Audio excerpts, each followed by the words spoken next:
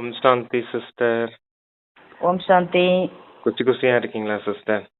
குச்சியா இருக்கும். சரி, okay sister, இன்னைக்கு மறுபடியும் வாசிக்கலாம். அப்பாவோட மகா வாக்கியங்களை கேட்போம். கான தேதி ஏப்ரல் 26, 2025 காலை முரளி பாப்தாதா மதுபன். ஓம் சாந்தி. இனிமையான குழந்தைகளே, புருஷோத்தம சங்கமயுக பிராமணர்களாகிய நீங்கள் இப்போது ஈஸ்வரனின் மடியில் வந்திருக்கிறீர்கள். நீங்கள் மனிதரில் இருந்து தேவதையாக வேண்டும், ஆகவே தெய்வீக குணங்களும் வேண்டும். சங்கமயுக புருஷோத்தம சங்கமயுக பிராமணர்களாகிய நீங்க இப்ப ஈஸ்வரனுடைய மடிக்கு வந்திருக்கீங்க. இப்ப நீங்க மனிதர்ல இருந்து தேவதையாகணும். அதனால இப்ப நீங்க தெய்வீக குணங்களையும் தாரணை செய்யணும் அப்படின்னு சொல்லியிருக்காங்க. Okay sister. கேள்வி கேட்கிறாங்க, பிராமண குழந்தைகள் எந்த விஷயத்தில் தன்னை பாதுகாத்து கொள்ள வேண்டும், ஏன்? அதில் முழு நாளின் அட்டவணையில் எந்த ஒரு பாவ கர்மமும் இருக்கக்கூடாது. இதில் பாதுகாப்பாக இருக்க வேண்டும். ஏனென்றால் உங்கள் முன்னிலையில் பாபா தர்மராஜரின் ரூபத்தில் நின்று கொண்டு உள்ளார். சோதித்து பாருங்கள், யாருக்கும் துக்கம் கொடுக்காமல் இருந்தோமா? ஸ்ரீமத் படி எத்தனை சதவிகிதம் நடக்கிறோம்? ராவண வழிப்படியோ நடக்கவில்லையே. ஏனென்றால் பாபாவுடையவராக ஆன பிறகு ஏதேனும் விகர்மம் நடந்தால் 1க்கு 100 மடங்காக தண்டனை கிடைக்கும். உங்க அந்த பாவ கர்மங்கள் ஏதாவது செய்யறனா அப்படிங்கிற அந்த அட்டவணைய சோதித்துக்கோங்க அப்படின்னு சொல்றாரு. ஏன்னா இப்ப உங்க முன்னாடி தர்மராஜர் நின்று கொண்டிருக்கிறார் அப்படின்னு சொல்றாரு. நீங்க யாருக்காவது துக்கம் கொடுக்குறீங்களா, ஸ்ரீமத் படி முழுமையா நடக்கிறீங்களா அப்படின்றதெல்லாம் சோதனை செய்துக்கோங்க அப்படின்னு சொல்றாரு. ஏன்னா தந்தையினுடையவர் ஆனதுக்கு அப்புறம் ஏதாவது பாவ கர்மங்கள் விகர்மங்கள் செய்வீங்க அப்படின்னா அதுக்கு 100 மடங்கு தண்டனை அடைய வேண்டியதா இருக்கும் அப்படின்னு சொல்லியிருக்காங்க. Okay sister. ஓம் சாந்தி. பகவானின் வாக்கு இதுவே குழந்தைகளுக்கு புரிய வைக்கப்பட்டுள்ளது. எந்த ஒரு மனிதரையோ தேவதையோ பகவான் என சொல்ல முடியாது. நீங்கள் இங்கே அமரும் போது புத்தியில் இருக்க வேண்டும், நாம் சங்கமிக பிராமணர்கள். இதுவும் சதா யாருக்கும் நினைவு இருப்பது இல்லை. தங்களை உண்மையிலேயே பிராமணர் என உணர்ந்து கொண்டு உள்ளனர் என்பதும் கிடையாது. பிராமண குழந்தைகள் பிறகு தெய்வீக குணங்களையும் தாரணை செய்ய வேண்டும். யாரையும் மனிதர்களையும் தேவதைகளையும் பகவான்னு சொல்ல முடியாது. இப்ப நீங்க பிராமணர்களா இருக்கீங்க. இப்ப நீங்க தெய்வீக குணங்களையும் தாரணை செய்யணும். ஏன்னா நீங்க தான் தேவதையா ஆக போறீங்க அப்படின்னு சொல்றாரு. Okay sister. சொல்றாங்க, நாம் சங்கமயுக பிராமணர்கள். நாம் சிவபாபா மூலம் புருஷோத்தமர் ஆகி கொண்டிருக்கிறோம். இந்த நினைவு கூட அனைவருக்கும் இருப்பது இல்லை. அடிக்கடி இதை மறந்து போகின்றனர். அதாவது நாம் புருஷோத்தம சங்கமயுக பிராமணர்கள். இது புத்தியில் நினைவு இருந்தால் கூட அகோ சௌபாக்கியம். எது நம்ம புருஷோத்தம பிராமணர்கள் அப்படிங்கறது ஞாபகம் இருந்தா கூட அகோ சௌபாக்கியம் அப்படின்னு சொல்றாரு. Okay sister. நம்பர்வார் இருக்கத்தான் செய்கிறார்கள். அனைவரும் அவரவர் புத்தியின் அனுசாரம் புருஷார்த்திகளாக முயற்சி செய்பவர்களாக உள்ளனர். இப்போது நீங்கள் சங்கமயுகத்தவர்கள், புருஷோத்தமர் ஆகக்கூடியவர்கள். நீங்கள் அறிவீர்கள், நாம் எப்போது மிக மிக அன்பான தந்தையை நினைவு செய்கிறோமோ அப்போதுதான் நாம் புருஷோத்தமம் ஆகிறோம். நாம் எப்ப அன்பான தந்தையை நினைவு செய்யறோமோ அப்பதான் புருஷோத்தமர்களா ஆகிறோம் அப்படின்னு சொல்றாரு. அதாவது ஆத்மா தூய்மையானவர்களா ஆகிறோம் அப்படின்றத சொல்றாங்க. Okay sister.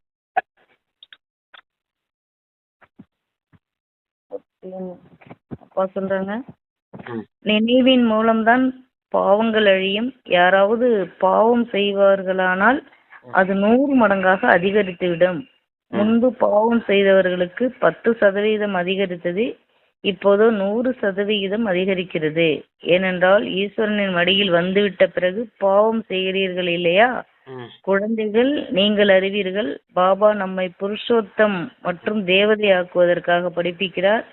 இந்த நினைவு யாருக்கு நிலையாக உள்ளதோ அவர்கள் அலௌகீக சேவையும் அதிகம் செய்து கொண்டே இருப்பார்கள். முதல்ல பாவ கர்மம் செய்தீங்கன்னா 10 மடங்கு தண்டனை அதிகரிக்குது.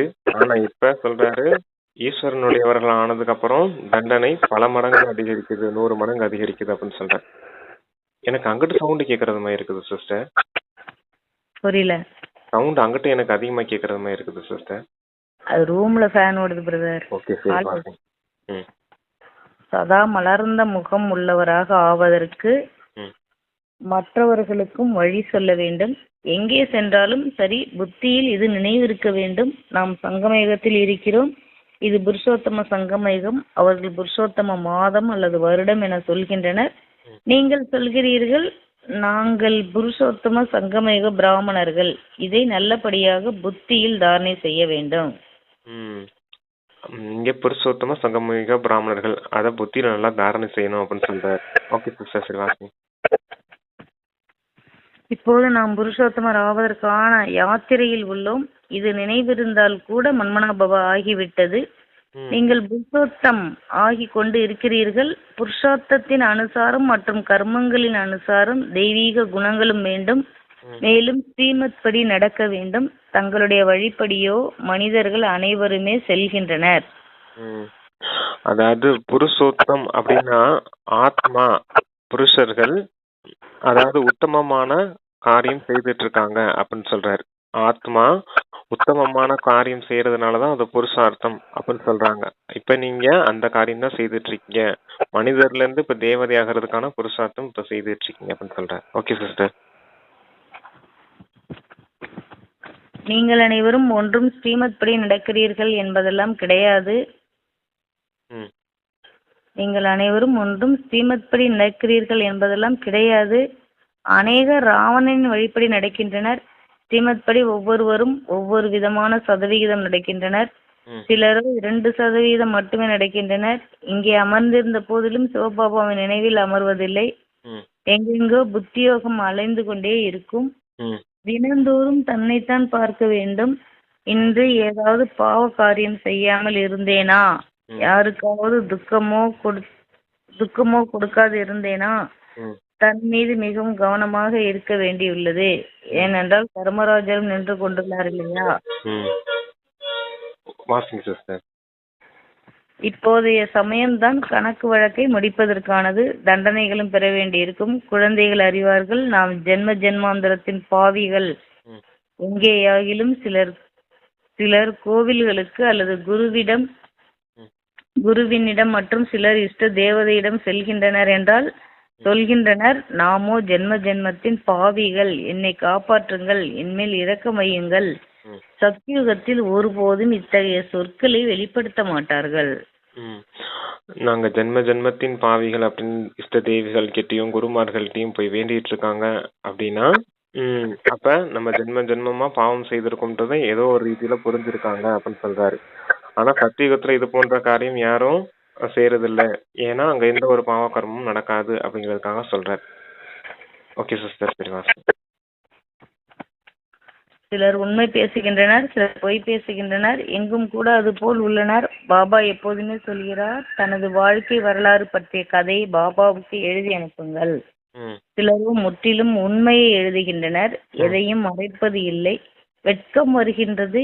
இதையோ அறிவீர்கள், தீய கர்மம் செய்வதன் மூலம் அதன் பலனும் கூட தீயதே கிடைக்கும். அதுவோ அல்ப காலத்தின் விஷயம், இதுவோ நீண்ட காலத்தின் விஷயம்.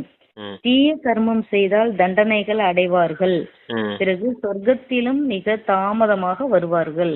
இப்போது யார் யார் புருஷோத்தமர் ஆகிறார்கள் என்று அனைத்தும் தெரிந்து விடுகிறது. நல்ல கர்மா தான் செய்யணும். தீய கர்மா செய்தீங்கன்னா சொர்க்கத்துல கூட தாமதமா தான் வருவீங்க அப்படின்னு சொல்றாரு. ஏன்னா தர்மராஜ்புரியில தண்டனை அடைய வேண்டியது இருக்கும். அடைஞ்சிங்கன்னா பதவி முதல்ல குறைஞ்சு போயிடும். பதவி குறைஞ்சிருச்சு அப்படின்னா எந்த அளவுக்கு பாவ கர்மங்கள் மிச்சம் மீதி இருக்குதோ அதுக்கேற்ற மாதிரி பிறவிகள் தான் கிடைக்கும். திரேதாயுகத்துல கடைசி இறுதியில 1-2 பிறவி எடுக்கிற மாதிரி கூட ஆயிடும் அப்படின்னு சொல்றாரு. இப்போ புருஷோத்தம சங்கமயுகத்துல எவ்வளவு புருஷார்த்தம் பண்ணினாலும் தண்டனைகள் மிச்சம் மீதி இருந்துச்சு, பாவ கர்மங்கள் செய்துட்டே இருந்தீங்க அப்படின்னா பதவியும் குறைஞ்சு போயிடும், சொர்க்கத்தை அனுபவிக்கிற காலமும் ரொம்ப குறைஞ்சு போயிடும் அப்படின்னு சொல்றாரு. சரிங்க சிஸ்டர். அது புருஷோத்தம தெய்வீக ராஜ்யம். உத்தமத்தில் உத்தமமான ஆத்மா ஆகிறீர்கள் இல்லையா? வேறு எந்த இடத்திலும் இது போல் யாருக்கும் மகிமை செய்ய மாட்டார்கள். மனிதர்களோ தேவதைகளின் குணங்கள் பற்றியும் கூட அறிந்திருக்கவில்லை. மகிமை பாடுகின்றனர் என்ற போதிலும் அது கிளிப்பிள்ளை போலத்தான். அதனால்தான் பக்தர்களுக்கு புரிய வையுங்கள் என்று பாபாவும் சொல்கிறார். சரி வாசிங்க. என்ன கிளிப்பிள்ளை போலதானா? என்ன சொன்னாரு? தேவதைகளின் குணங்கள் பற்றியும் கூட அறிந்திருக்கவில்லை. மகிமை பாடுகின்றனர் என்ற போதிலும் அது கிளிப்பிள்ளை போலத்தான். ஆ. சொன்னதே சொல்ற மாதிரி இங்க மகிமை பாடிட்டு இருக்காங்க. ஆனா அது என்னங்கிறத புரிஞ்சுக்க மாட்டாங்கன்றாரு. ஆமா, சர்வகுண சம்பன்னம் அப்படின்னு சொல்றாங்க, சம்பூர்ண நிர்விகாரி அப்படின்னு சொல்றாங்க. அதான் தேவதைகள் மகிமை சொல்றாங்க. கிளிப்புள்ளை பாடினது போல பாடிட்டு இருக்காங்க, விஷயம் என்னன்னு புரிஞ்சுக்க மாட்டேங்கிறாங்கன்னு சொல்றாரு. Okay sister. அதனால்தான் பக்தர்களுக்கு புரிய வையுங்கள் என்று பாபாவும் சொல்கிறார். பக்தர்கள் தங்களை நீசர், மிக தாழ்ந்தவர், பாவி என்று சொல்லும் போது அவர்களிடம் கேளுங்கள், நீங்கள் சாந்திதாமத்தில் இருந்தபோது அங்கே பாவம் செய்தீர்களா என்ன? அங்கு ஆத்மாக்கள் அனைவரும் பவித்திரமாக உள்ளனர், இங்கே அபவித்திரமாகி உள்ளனர். ஏனென்றால் தமோபிரதான் உலகம், புது உலகத்திலோ பவித்திரமாக உள்ளனர். அபவித்திரமாக ஆக்குபவர் ராவணன். இச்சமயம் குறிப்பாக பாரதம் பொதுவாக முழு உலகின் மீது ராவணனின் ராஜ்யம் உள்ளது. ஓகே. இப்ப நீங்க முக்தி தாமத்துல இருக்கும்போது, சாந்தி தாமத்துல இருக்கும்போது பாவ கர்மம் செய்தீங்களா என்ன அப்படின்னு கேக்குறாரு. இப்பதான் இது பாவாத்மாக்களின் உலகமா இருக்குது, இங்கதான் பாவ கர்மம் செய்யறது மாதிரி ஆயிடுச்சு, துக்கத்தை அனுபவிக்கிறது மாதிரி ஆயிடுச்சு அப்படின்னு சொல்லிட்டாரு. சரிங்க சார், சரி வாசி. ராஜா ராணி எப்படியோ பிரஜைகளும் அப்படியே, மிக உயர்ந்தவர் மற்றும் மிக தாழ்ந்தவர், இங்கே அனைவரும் பத்தித்தமானவர்கள். பாபா சொல்கிறார், நான் உங்களை பாவனமாக்கி விட்டு செல்கிறேன், பிறகு உங்களை யார் பத்தித்த ஆக்குகிறார்? ராவணன். இப்போது நீங்கள் மீண்டும் எனது வழிமுறைப்படி பாவனமாக்கி கொண்டிருக்கிறீர்கள். பிறகு அரை கல்பத்திற்கு பின் ராவணனின் வழிப்படி தூய்மையை இழந்தவர் பத்தித்தம் ஆவீர்கள். அதாவது தேக அபிமானத்தில் வந்து விகாரங்களின் வசமாகி விடுகிறீர்கள். அது அசுர வழி என சொல்லப்படுகின்றது. பாரதம் பாவனமாக இருந்தது, அதுதான் இப்போது பத்தித்தமாகிவிட்டது. மீண்டும் பாவனமாக வேண்டும். பாவனமாவதற்காக பத்தித்த பாவனர் பாபா வரவேண்டி உள்ளது. தந்தை தான் பதித்த பாவனரா இருக்காரு. நீங்க உங்களை தூய்மையற்ற நிலையில தூய்மை ஆக்கிட்டு போயிருந்தாரு. அப்ப உங்களை தந்தை தான் தூய்மையாக்குறாரு. உங்களை தூய்மையற்றவர்களா ஆக்குறது இந்த ராவணன். தேக அபிமானத்துக்கு வசமாகி விகாரங்களுக்கு வசமானீங்க, அதனாலதான் தூய்மையற்றவர்களா ஆயிட்டீங்க. இப்ப தந்தை தான் வந்து மறுபடியும் தூய்மையாக்குறேன் அப்படின்னு சொல்றாரு. Okay sister. சொல்றாங்க, இச்சமயம் பாருங்கள் எவ்வளவு ஏராளமான மனிதர்கள், நாளை எவ்வளவு பேர் இருப்பார்கள். யுத்தம் நடைபெறும், மரணம் என்பது எதிரிலேயே உள்ளது. நாளை இவ்வளவு பேரும் எங்கே செல்வார்கள்? அனைவருடைய சரீரங்கள் மற்றும் இந்த பழைய உலகம் விநாசமாகிவிடும். இந்த ரகசியம் இப்போது உங்களுடைய புத்தியில் உள்ளது. நம்பர்வார் புருஷார்த்தத்தின் அனுசாரம் நாம் யாருக்கு முன்னிலையில் அமர்ந்துள்ளோம், இதையும் யாரும் புரிந்து கொள்ளவில்லை. குறைந்ததிலும் குறைந்த பதவி பெறக்கூடியவர்கள் ராமா அனுசாரம் என்னதான் செய்ய முடியும்? அதான் குறைந்த பதவி அடையிறாங்க அப்படின்னா டிராமா அனுசாரமா நடக்குது. அதை என்ன செய்ய முடியும்? ஒன்னும் செய்ய முடியாது அப்படின்னு சொல்றாரு. ஏன்னா அப்பா வந்து பாடம் சொல்லி கொடுக்க தான் முடியும். தெய்வீக குணங்களை தாரணை செய்யுங்க, அதுக்கான வழிமுறை தான் சொல்ல முடியும். நடைமுறையில கொண்டுட்டு வர்றது குழந்தைகளுடைய கடமையால இருக்குது. அதான் அதிர்ஷ்டம் இல்லை அப்படின்னு சொல்றாரு. குறைந்த பதவி தான் டிராமா படி அடைவாங்கன்னா என்ன செய்ய முடியும் அப்படின்னு கேக்குறாரு. சரிங்க சிஸ்டர் வாசிங். இப்போது குழந்தைகள் சேவை செய்ய வேண்டும், பாபாவை நினைவு செய்ய வேண்டும். நீங்கள் சங்கமேக பிராமணர்கள், நீங்கள் பாபாவுக்கு சமமாக ஞானக்கடலாக சுகத்தில் கடலாக ஆக வேண்டும். ஆக்கக்கூடிய பாபா கிடைத்துள்ளார் இல்லையா? தேவதைகளின் மகிமை பாடப்படுகிறது, சர்வகுண சம்பன்னம். இப்போது இந்த குணங்கள் உள்ளவர்கள் யாரும் கிடையாது. தன்னிடம் சதா கேட்டுக்கொண்டே இருங்கள், நான் உயர்ந்த பதவி பெறுவதற்கு தகுதி உள்ளவராக எதுவரை ஆகி இருக்கிறோம். அதான் தேவதைகளின் மகிமையை செய்துட்டு தான் இருக்காங்க, சர்வகுண சம்பன்னம் அப்படின்னு. அதான் இந்த பதவி அடையிறதுக்கு நம்ம எந்த அளவுக்கு தகுதியுடையவர்களா இருக்கோம் அப்படின்னு பார்த்துக்கோங்க அப்படின்னு சொல்லியிருக்காரு. தந்தைக்கும் ஞான கடல், தூய்மை கடல், சுக கடல் அப்படின்னு சொல்றாங்க. தந்தை தான் வந்து உங்களை ஞானம் கொடுப்பார், தூய்மை கொடுப்பார், சுகம் கொடுப்பார் இல்லையா அப்படின்னு சொல்லியிருக்காங்க. சரிங்க சிஸ்டர். சொல்றாங்க, சங்கம யுகத்தை நல்லபடியாக நினைவு செய்யுங்கள். நாம் சங்கமயுக பிராமணர்கள், புருஷோத்தமராக கூடியவர்கள். ஸ்ரீகிருஷ்ணர் புதிய உலகத்தின் புருஷோத்தம் இல்லையா?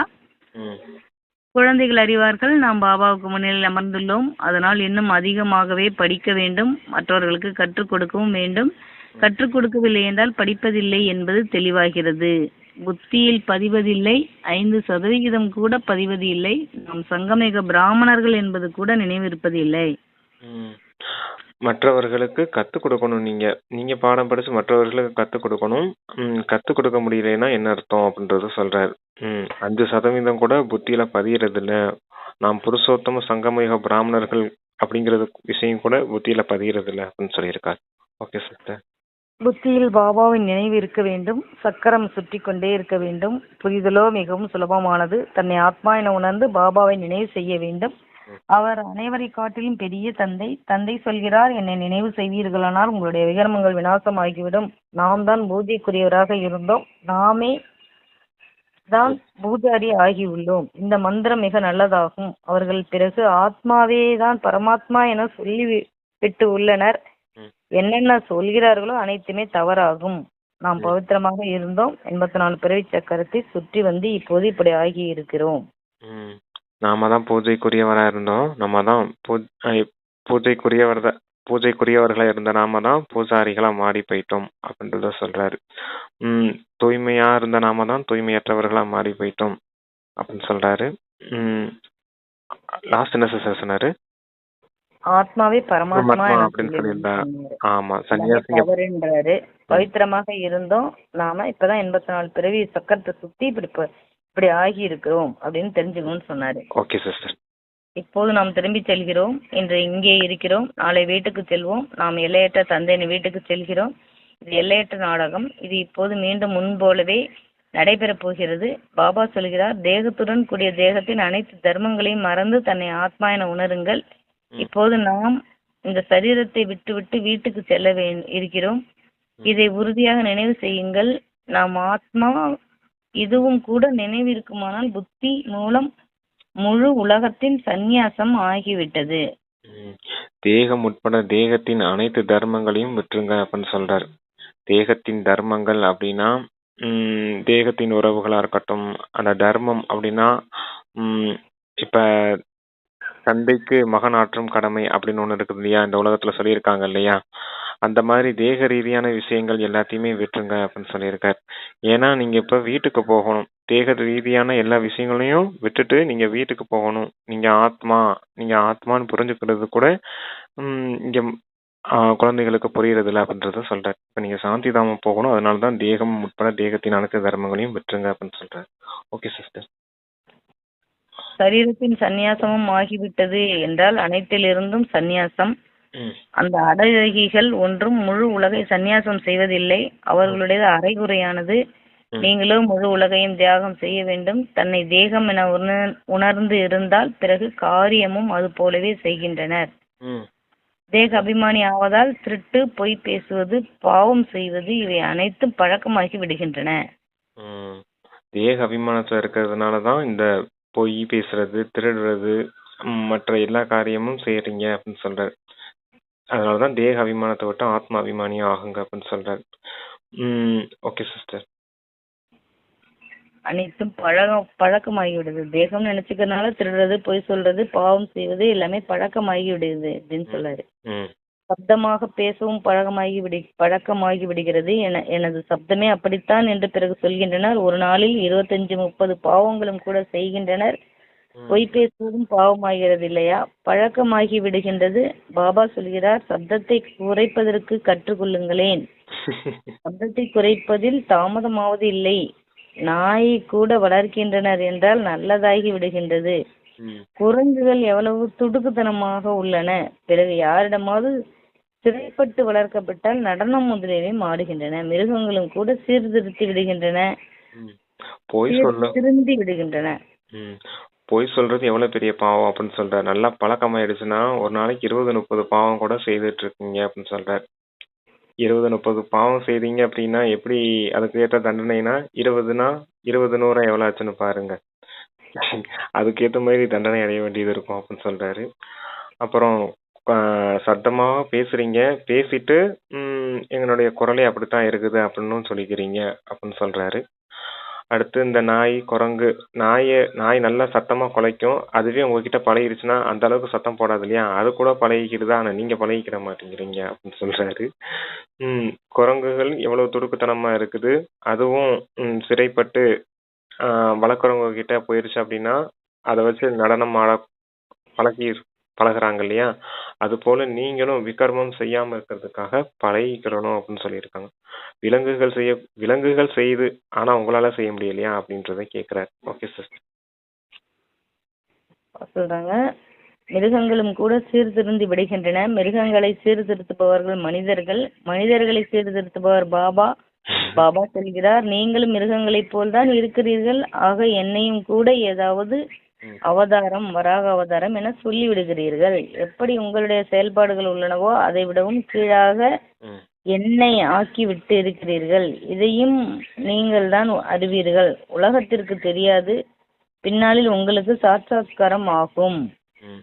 விலங்குகளை சீர்திருத்துறவங்க மனிதர்கள், மனிதர்களை சீர்திருத்துறவர் தான் பாபா அப்படின்னு சொல்றார். நீங்களும் மிருகம் போலதான் இருக்கீங்க, அதனாலதான் என்னையும் மிருகத்தின் அவதாரங்களா காமிச்சிட்டீங்க அப்படின்னு சொல்றாரு. ஆமை அவதாரம், மீன் அவதாரம், இந்த பன்றி அவதாரம், அதெல்லாம் அப்படி சொல்லியிருக்காங்க இல்லையா? அது போல என்னையும் அந்த மாதிரி அவதாரத்துக்குள்ள கொண்டுட்டு வந்துட்டீங்க. எவ்வளவு நிந்தனை செய்யணுமோ அந்த அளவுக்கு நிந்தனை செய்துட்டீங்க அப்படின்னு சொல்றாரு. வராக அவதாரம்னா பன்றியின் அவதாரம். பாபாவை இப்படி பண்ணிக்குள்ள இருக்காரு, பண்ணி அவதாரம் எடுத்து வந்தாரு அப்படின்னு சொன்னா எப்படியே இருக்கும் அவருக்கு. அதனாலதான் அப்படி சொல்றாரு. நீங்க மிருகம் போல இருக்கறனால என்னையும் மிருகம் போல ஆக்கிட்டீங்க அப்படின்னு சொல்றாரு. மிருகம் போல ஆக்கிட்டீங்கன்னா மிருகத்தின் உருவத்துக்குள்ள கொண்டு வந்துட்டீங்க, மொத்தமா தவறாயிடுச்சு அப்படின்னு சொல்றாரு.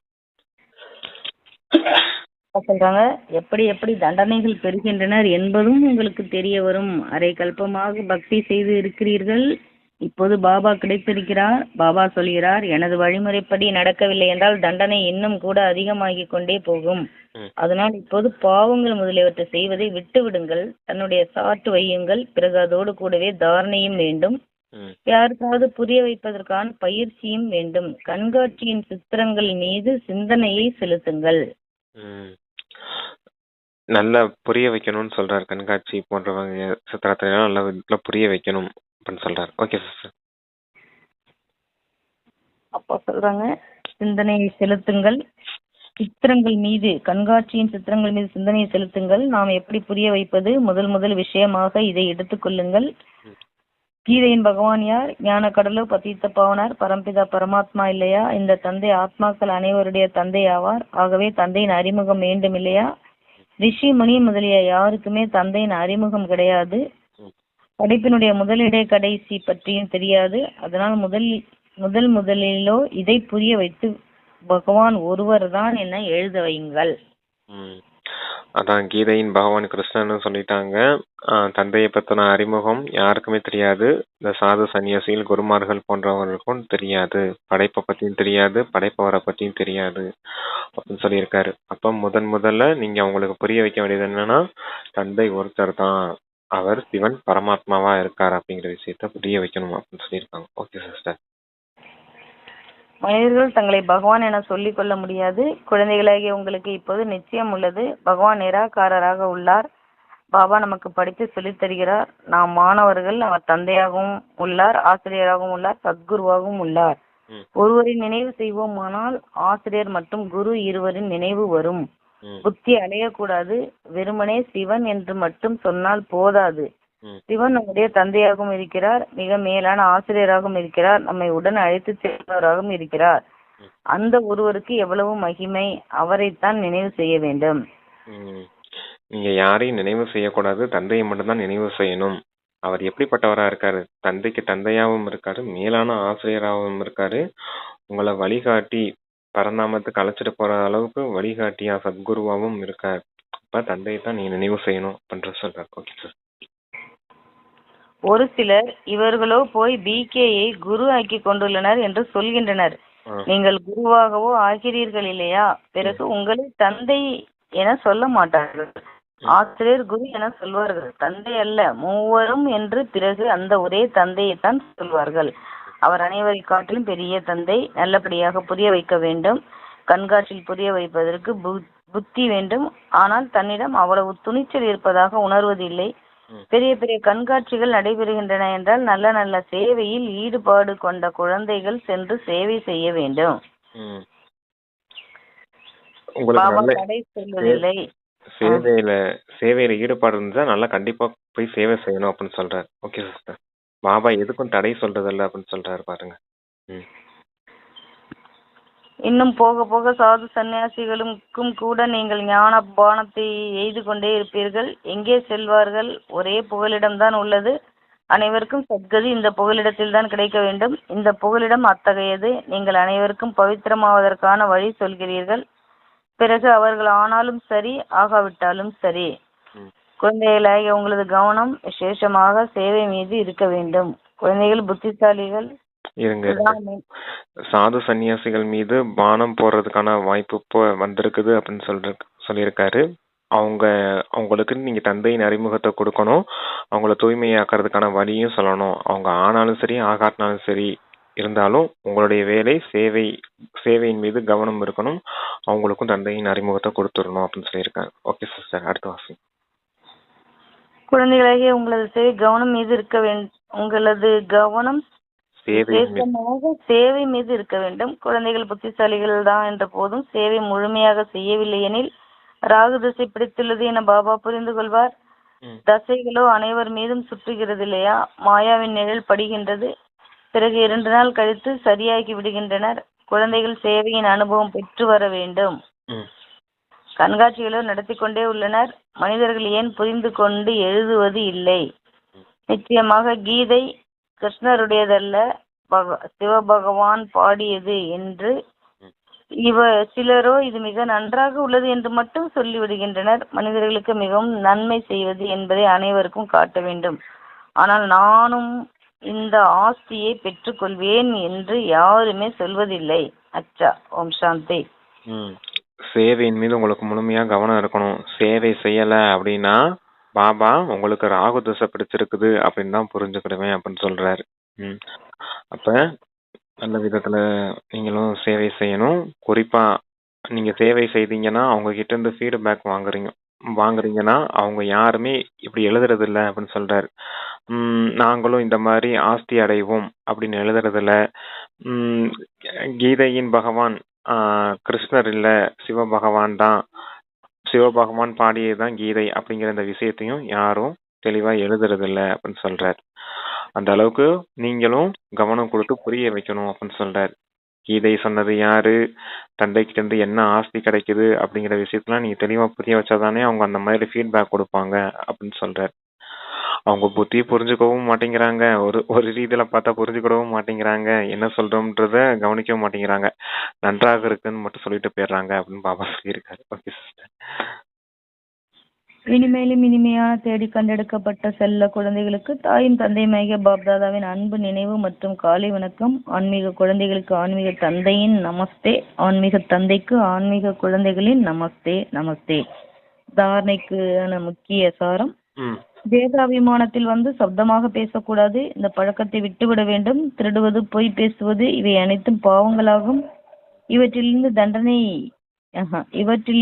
தன்னை பாதுகாத்துக் கொள்வதற்காக ஆத்மாபிமானியாகி இருக்க வேண்டும். திருடுறது, பொய் சொல்றது எல்லாமே பாவ கர்மமாகும் அப்படின்னு சொல்றாரு. தேக அபிமானத்துக்கு வசமாகி இந்த மாதிரி பாவ கர்மம் செய்யாதீங்க, 100 மடங்கு தண்டனை அடைய வேண்டியது இருக்கும். அதனால ஆத்மாபிமானியாகி தங்களை பாதுகாத்துக் கொள்ளுங்க அப்படின்னு சொல்லியிருக்காங்க. Okay sir. மரணம் என்பது எதிரிலேயே உள்ளது. அதனால் பாபாவின் ஸ்ரீமத் படி நடந்து பாவனமாக வேண்டும். பாபா உடையவர்களாக ஆன பிறகு எந்த ஒரு தீய கர்மமும் செய்யக்கூடாது. தண்டனைகளில் இருந்து தன்னை பாதுகாத்துக் கொள்வதற்கான புருஷார்த்தம் செய்ய வேண்டும். மரணம் எதிரிலேயே இருக்குது. அதனாலதான் சொல்றாரு பாபா, மறுபடியும் பாவ கர்மம் எதுவும் செய்யாதீங்க அப்படின்னு சொல்லியிருக்காரு. தர்மராஜ்குள்ள தண்டனை அடைய வேண்டியது இருக்கும். Okay sister. அப்ப அவர்தான் சொல்றாங்க, மக்கள் விரும்பும் சபைக்கான டிக்கெட்டை முன்பதிவு செய்யக்கூடிய ராஜ்ய சிம்மாசன அதிகாரி ஆகுக. எந்த ஒரு சங்கல்பமோ அல்லது சிந்தனையோ செய்கிறீர்கள் என்றால் முதலில் இந்த சிந்தனை அல்லது சங்கல்பம் பாபாவிற்கு பிடித்தமானதா உள்ளதா என்று சோதனை செய்யுங்கள். யார் தந்தைக்கு பிடித்தமானவராக இருக்கின்றார்களோ அவர்கள் மக்களுக்கு பிடித்தமானவர்களாக தானாகவே ஆகிவிடுவார்கள். ஒருவேளை ஏதாவது ஒரு சங்கல்பத்தில் சுயநலம் இருக்கிறது என்றால் மனதிற்கு விருப்பமானது என்று சொல்லலாம், மற்றும் உலக நன்மை இருக்கிறது என்றால் மக்களுக்கு விருப்பமானது மற்றும் பிரபுவிற்கு விருப்பமானது என்று சொல்லலாம்.